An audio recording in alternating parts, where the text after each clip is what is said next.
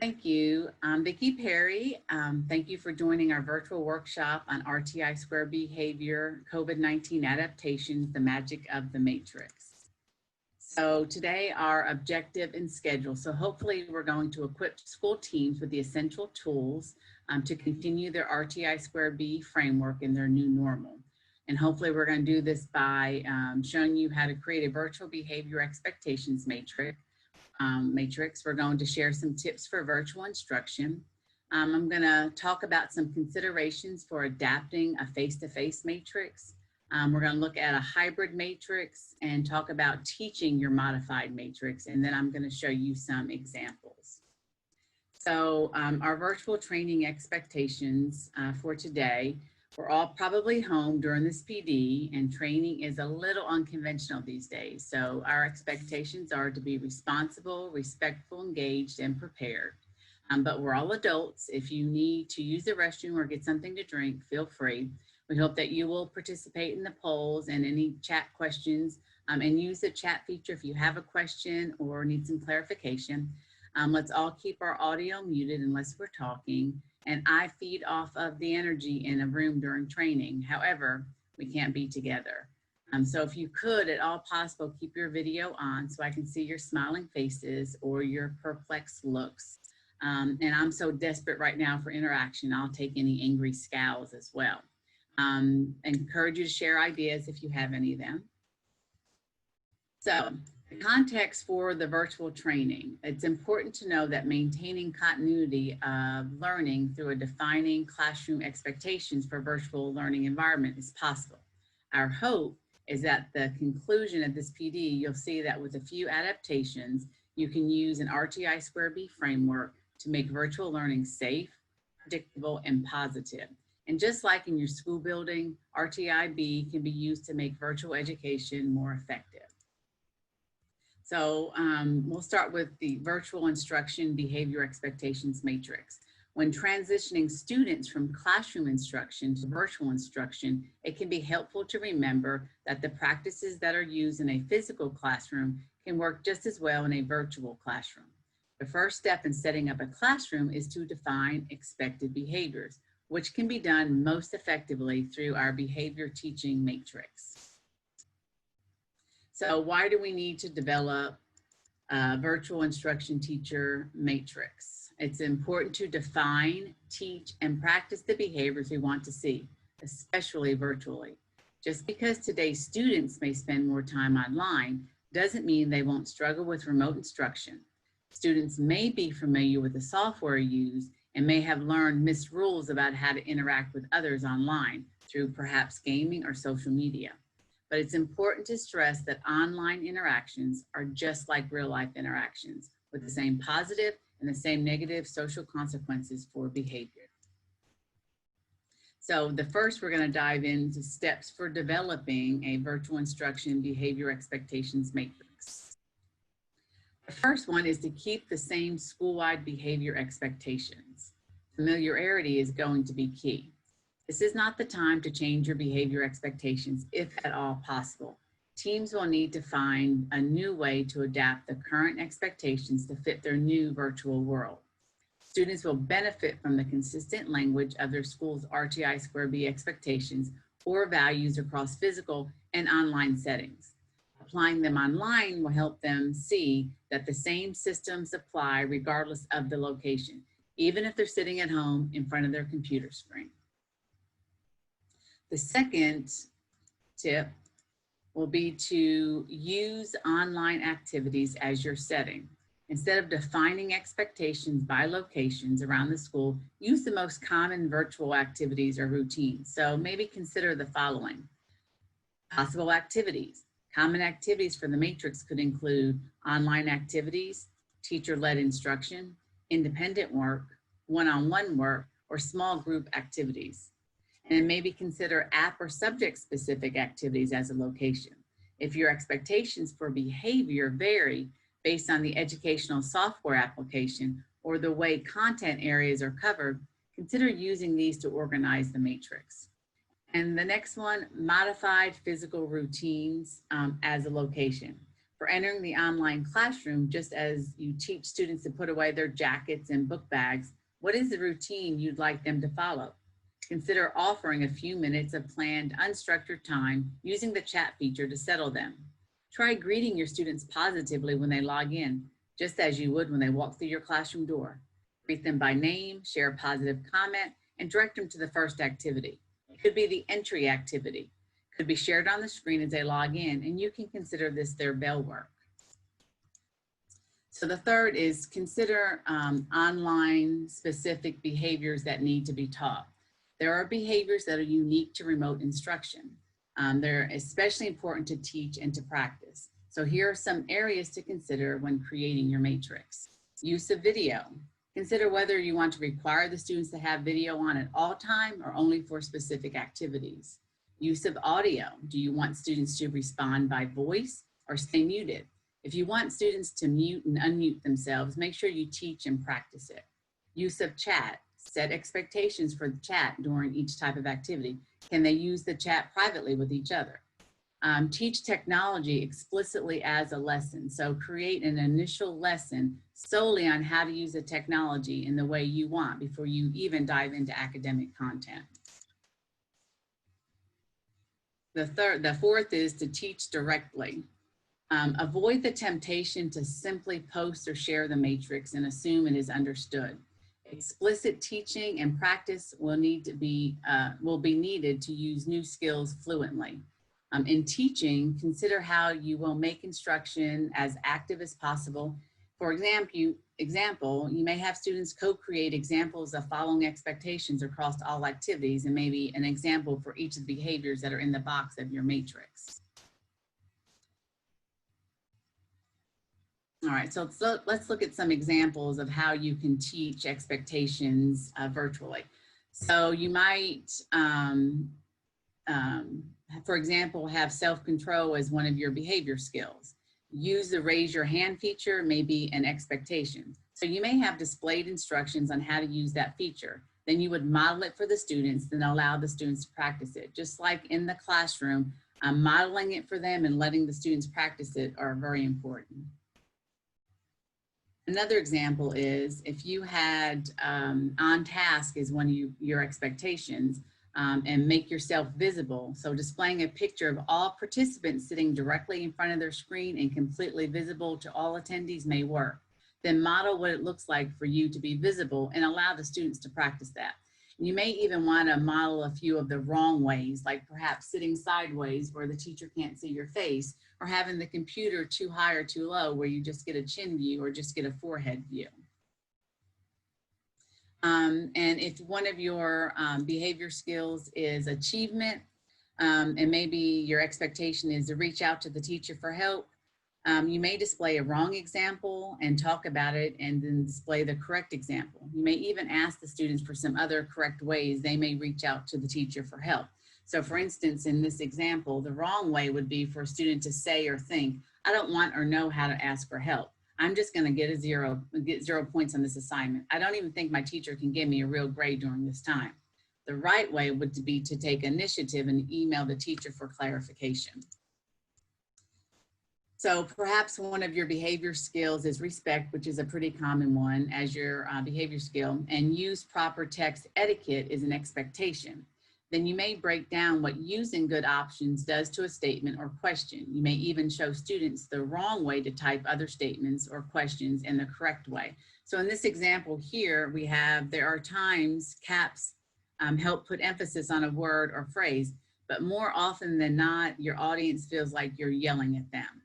So using bold, italicized, or underlined words or quotation marks in text can come across as maybe aggressive or being smart or sarcastic. So an example might be a teacher interaction to a student. After all, this assignment was optional back in February. And the student says, that's not what you said. And could you reply ASAP? Comes off as very aggressive and very negative.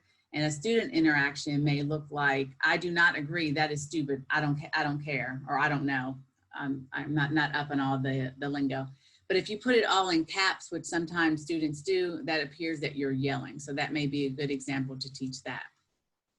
So let's talk about some additional tips to think about for virtual instruction.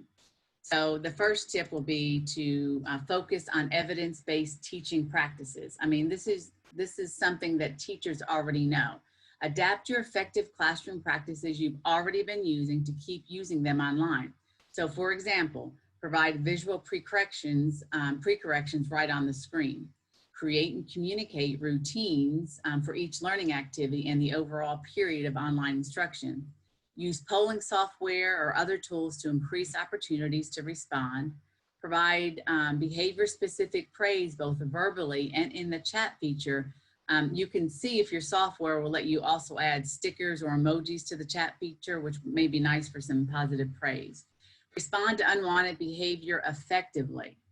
Putting students on hold, sending them out of the room may be an option with your software. However, if you exclude a student, just like in a classroom, they may not return when you want them back. So consider these alternatives to exclusionary discipline.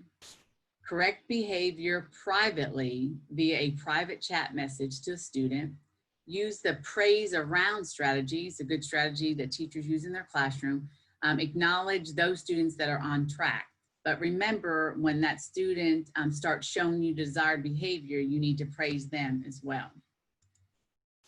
The second tip is attend to equity in access. So some students may not have access to high-speed internet connections and things may be dragging or slow.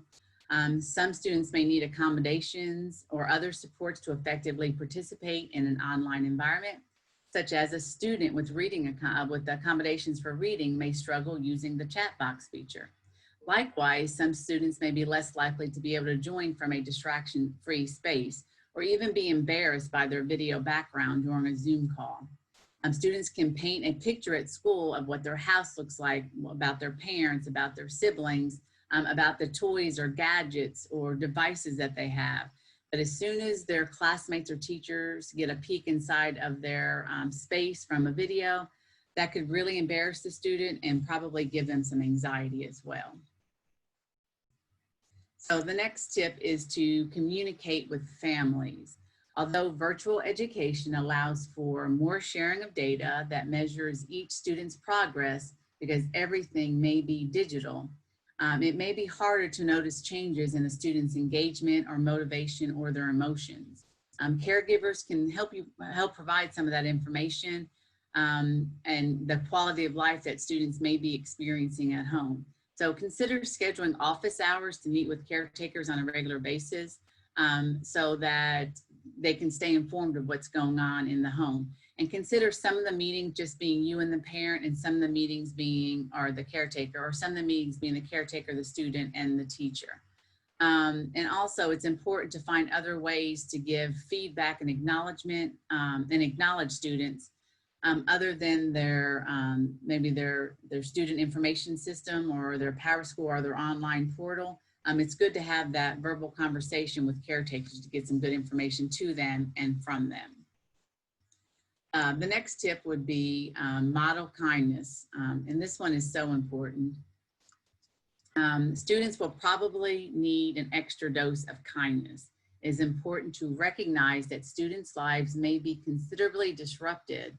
In addition to the confusion of having to follow school expectations at home, have to follow school expectations at home, holding consistent and high expectations is very important, but it is super important to keep the following in mind.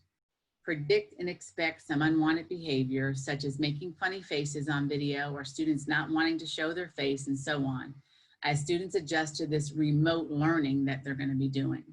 And remember that some students are exposed to higher risks and maladaptive coping skills at home more than others. If teachers were ever going to be flexible, the time is now. It's also important to try to shift your mindset from an in-class teacher to a virtual teacher. You can't control them from a computer screen. And remember what your grandmother tells you, you get more flies with honey. Because the bottom line is, if they don't like the way you talk to them, what you're saying or what you're doing, they can simply hit the button and turn you off. And last, be kind to yourself, educators. You're probably learning new skills as well. Consider yourself a new teacher. Forgive yourself for mistakes and let your students know that you all are all in this together. So now I want to shift from virtual to some considerations for face-to-face instruction behavior matrices. So included in most school districts' reopening plans for face-to-face instruction are a number of measures whose implementation will need to be taught to students. The basic trinity of pandemic safety is social distancing, hand washing, and wearing masks. These will determine a new set of cautious behavior expectations that will be expected of students. Students will also be expected to refrain from many once normal activities such as hugging, sharing toys, borrowing pencils, high-fiving, trading food at lunchtime, and so on. So how do we ensure they know what is expected once they return? The answer is to adapt your behavior expectations matrix to fit your new normal. Students will not return to school knowing how to navigate their way through the day safely and properly without clear expectations. So many things to consider, such as social distancing, hand washing, masks, materials, coughing and sneezing, sanitizing, temperature checks. Some suggestions I encourage are, if at all possible, keep the same behavior expectations that were in existence when the students left school in March. Just like with the virtual matrix, this familiarity will give students a sense of comfort because not everything has changed. Also consider adding a safety component to your matrix if that's not already one of your behavior skills. The matrix is going to look different, but with adaptations of your existing matrix, it will prove to be beneficial and allow teachers to continue teaching rather than having to stop and tell students that they're too close, telling them to cover their mouth when they cough. Go ahead and iron out these details now so that when the students engage in these activities, they're going to know what's expected of them. So let's first kind of dive just a little bit into social distancing. A social distancing consideration might be, what does social distancing look like in your hallway, in the restroom, in the classroom, lining up, entering the classroom, the lunchroom, arrival, dismissal? What about on the school bus? These are definitely things to think about, and there may be other considerations that are not even listed that may be unique to each of your schools. So consider using visual aids such as painter's tape, crepe paper, or stickers to illustrate traffic flow and appropriate spacing to support social distancing. Will you have one-way hallways? Limit the number of students allowed in a restroom? Will you have markers on the floor for standing in line or even lining up? Will you have marked squares for waiting during arrival or dismissal? Once your expectations are decided on and you know as a team what they look like, they need to be added to your behavior expectations matrix. So the next consideration is hand washing. So hand washing considerations might be following a hand washing schedule. And if you do, will it be every hour, every 20 minutes, every subject change? What do students do if the restroom is out of soap? What do you want them to do if it's out of paper towels? Do you need to, as a team, create some proper hand washing directions and have them posted and teach those to the students? How many paper towels will they be allowed to get? How many pumps of soap should they use? How long should they wash their hands? For a matter of time, or should they sing a song? What about before lunch? Are they washing their hands then? Are they washing their hands after lunch? Do you want them to wash their hands when they arrive to school? Do you want them to wash their hands in the afternoon before they get on the bus? Again, once these expectations are decided on and you know what they look like, they'll need to be added to your behavior expectations matrix as well. So the next one we're going to talk about is mask. The face covering or mask, some call it face coverings. Considerations might be, what is appropriate or not appropriate to have on your mask? I've seen some pretty offensive masks for sale on the internet. Some might be funny, distracting to the learning environment, or just plain inappropriate for school settings. So you might have those students who will push the envelope. So will you have a mask dress code? So that's something to think about. If so, that needs to be added to your matrix. Will there be mask breaks outside to let the kids have a rest from wearing their masks? What will the expectations be if you are doing that? What about eating lunch? Where will they place their mask? Will each student have a brown paper sack to place it in, or will they just put it on a table or a desk? What should they do if they need a new mask for some reason? Will students be allowed to touch their mask? Will your if students are doing independent work and they're already socially distanced, will they be allowed to remove their masks? So again, once your team decides on these expectations and what they will look like, they'll need to be added to your behavior expectations matrix as well. So the next consideration is materials and the handling of materials. How will papers and supplies be distributed? How will they be collected? Will all work be on a computer and then just emailed to the teacher so there's no handling of materials? Will gloves need to be worn if a student needs to touch another student's things? I mean, we've taught students for years to share. Now we may have to teach them not to share. How will these expectations look? And once you decide that, you'll need to add those to your behavior expectations matrix as well. So the next consideration is the cough or the dreaded sneeze. What will your expectations be if a student needs to cough with his mask on, or maybe at lunch when he's not wearing a mask? What should he or she do if they have a runny nose or need to blow their nose? What should they do with their tissue afterwards? Should they go immediately to the restroom and wash their hands, or will they use hand sanitizer? Again, once your team decides what these look like and what the expectations are, they're going to need to be added to the behavior expectations matrix. So the next consideration for face-to-face instruction matrix is sanitizing. How will this look? What needs to be sanitized and when? How do students get disinfecting wipes? How often does this need to be done? Again, once your team decides on these expectations and what they look like, this is something else that needs to be added to your behavior expectations matrix. So now let's talk about teaching. Just like with academics, once your school's RTI2-B behavior expectations matrix is modified, then this becomes a domino effect of the RTI2-B framework. It's not enough to just post the expectations. Students need to be taught, and teachers need to model the expectations and allow students to practice if it's needed. We know time is of the essence, but ensuring students understand what is expected and how each expectation looks, the more likely it is to keep everyone safe and ensure teachers have an uninterrupted learning environment. My recommendation is that given our current situation, the traditional modeling of the wrong way is not a good idea. You certainly don't want to break guidelines by showing the non-examples and put yourself or your students in harm's way. And please don't forget your stakeholders. Caregivers need to know and be informed of the new expectations and what they look like so they can support their students as well. However, though there is a domino effect, remember today's focus has just been on the matrix.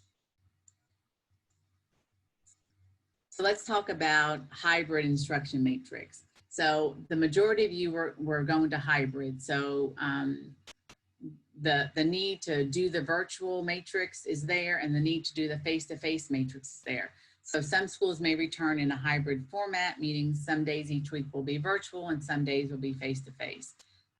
So this will be helpful to keep all expectations on one document. You will simply just combine the two behavior expectation matrix to make one document. It'll be much less confusing for the students because they're not flipping between a face-to-face behavior expectations matrix and a virtual behavior expectations matrix also.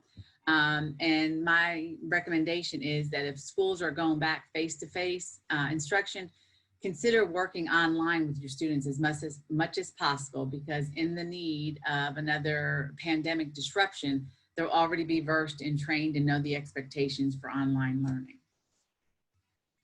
Whoops. So let's, there we go. Sorry, I was right. So let's look at this hybrid behavior expectations matrix. So basically, if you see, they've got the hallway, the classroom, and the bus. That's if they're face-to-face. But then they also are containing online instruction if you're doing virtual learning, and then when they're doing independent work from online on their own. So their behavior skills are respect, responsibility, and safety. So let's look at another example of virtual learning matrix. This one is just virtual learning. So they've got it knocked down to 2 locations, and we talked in the virtual format about using other things besides locations as your locations. So they've got if you're virtually learning, and they've got how to treat the technology. So that's the 2 columns that they have, how to take care of technology and what's expected when you are online learning. Here's another example of a virtual learning matrix. Safe, respectful, and responsible are their behavior skills.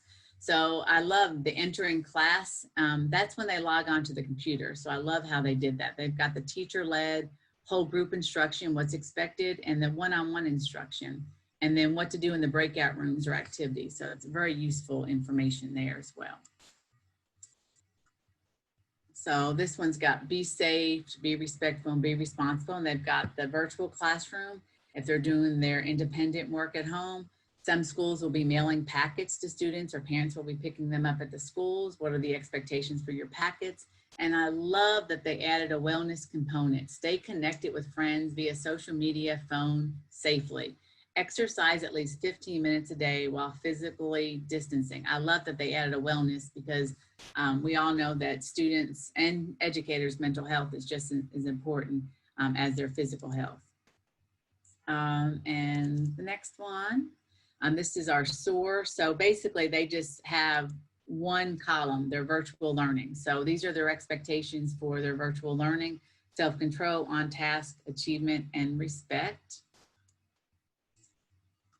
And another, this is from a school e-learning matrix: be resilient, be respectful, be responsible. I love this. And if you have any questions about something you read or see, ask your parent or guardian. And I love that right in the matrix, they put a link for 10 internet safety tips for kids. And the second bullet, if you need help with your device, have your parents call this number. So getting the parents involved in this, so there's an expectation for the parents if something's happening with their device, because you certainly don't want your students to get behind because they were having issues with their device. So this behavior expectations matrix is from a recent school I trained on Tier 1, who will be doing 100% virtual instruction. So they opted to keep their pride, which was already their behavior skills before the pandemic, and they added an S for safety. Though we don't recommend more than 5 behavior expectations, given our current situation, it works. They want to be able to remove the S eventually when they go back to traditional education. So I want to thank you at this time for giving me your attention. I hope you have lots of takeaways for your virtual matrix, for a face-to-face matrix, and then how to combine those two for a hybrid. I hope some of the examples and some of the considerations help you think through some processes. And again, I want to thank Shelby and Heather and Ashlyn for their help. And I'm going to turn this over to my amazing colleague, Heather.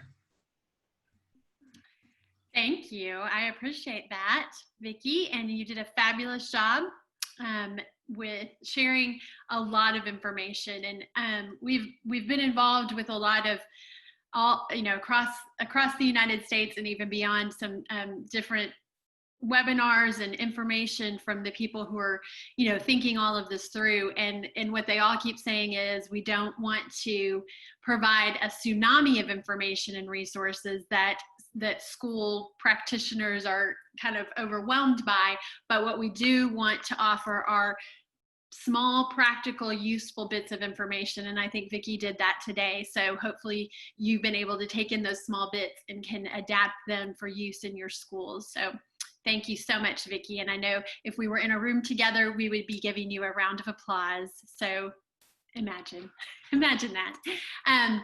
Like Shelby said in the chat a minute ago, don't go away. Even if you are not staying for the work session and the workshops that we have for the breakout rooms, we do have a drawing in a few minutes. And you might ask, what is in the drawing for today, Heather? And I would say, well, I took an idea from my friend and coach and counselor in Shelby County Schools, LaToya Rogers, shout out. And we are going to be giving away a Starbucks gift card for one lucky person today.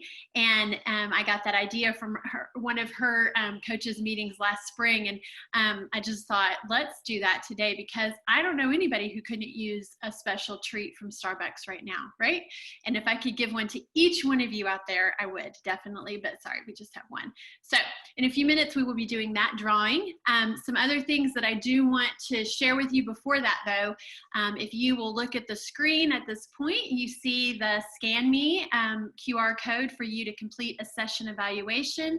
And this is important to us because we do want to hear what you liked about the session, what we could do differently, what questions you still have, and that helps us formulate the best ways to serve all of you. So please complete that evaluation. And we also want you to know that we will be emailing you a certificate for completion today, and being a part of this PD, we will be emailing that to you, as well as the tip sheets and the resources that we referred to during the training. So we do have your email from your registration, and so we'll be making sure that you get all of the credit for that, and that you get the resources you need and the requests we've seen through the chat box. And another thing that we want you to be sure and know about is that next Thursday we will be continuing this presentation trend of ours, and we will be sharing some ideas for how to do celebrations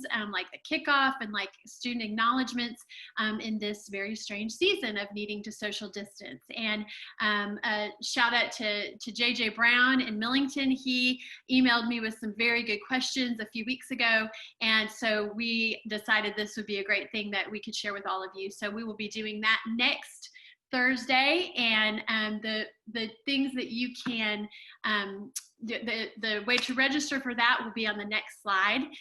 Vicki will be advancing that in a minute. Vicki, here we go. And you can register for that for next Thursday. If you had trouble registering this time, we got feedback that a few people thought they registered, but then we didn't have them on the list. Make sure that you go all the way through to the submit process. When you click that button, wait and make sure that it's processed, because sometimes technology has trouble catching up with us. And so give it a chance to process. And I know that several people have asked about receiving a copy of this PowerPoint. We are not going to be sharing the actual PowerPoint, but what we do have is a recording of this whole presentation today that will be available. So that's just as good as having the PowerPoint, plus the tip sheets and resources that we will be emailing to you. So thank you for those questions. In a few minutes, we will be starting the breakout room. If you do need a break, clearly, after sitting for a while, feel free to take a stretch break, a restroom break, whatever kind of break you need for just a second before you come back, and we will start the breakout rooms. We can forward to the next slide and talk about the breakout rooms now. In your breakout group, and we will be designating, we will ask you to designate with your school team, if you're coming to the breakout room with your school team, someone to be the leader or the facilitator, to make sure that you're off to a good start and you have the information that you need, a timekeeper to help you stay on task so that you use this time to your fullest advantage, a note taker who can help you with your action plan and those resources that we included in your registration information. And then we ask that everybody participate, because that's how we get our ideas going, especially in a situation like this when you're not able to be in the same room necessarily.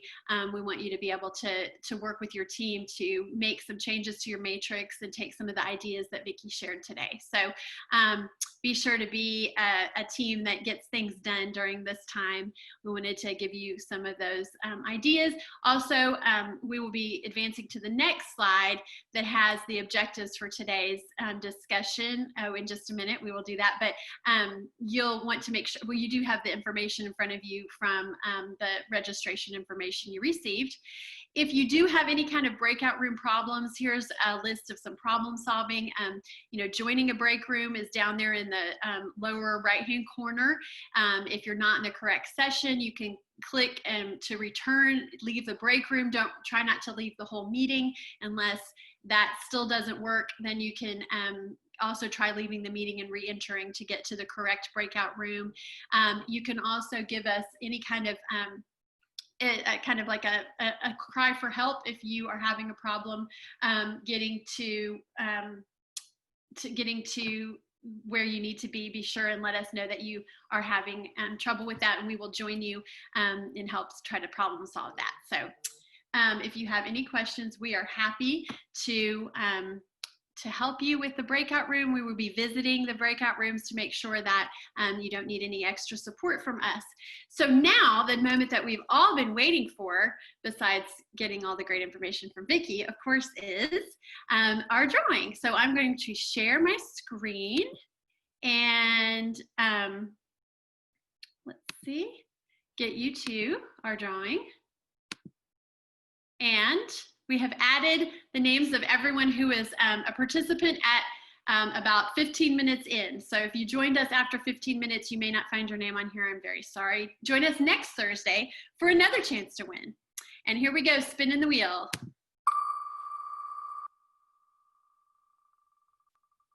Our lucky winner today is Sabrina Pyron from Rose Hill. Congratulations, Sabrina. You can receive your Starbucks gift card. Yes, yay, she's here. You can receive your Starbucks gift card through an email from me, so look for that and get ready to celebrate. Like I said, actually on Sabrina's card, it will say, "You are my hero," because that is what we'd like to say to all of you. You are our heroes. We're doing a fabulous job in unprecedented times. And so we want to make sure that you know that we see you, that we see that this is probably one of the hardest things you've ever had to do in your career, but you are doing it because you care about kids. And that makes you our #1 hero. So everyone's a winner out there, and we thank you for participating today. At this time, we will be moving into you can take a short break like I mentioned, and we will be moving you into your breakout rooms. Thank you so much for being here today.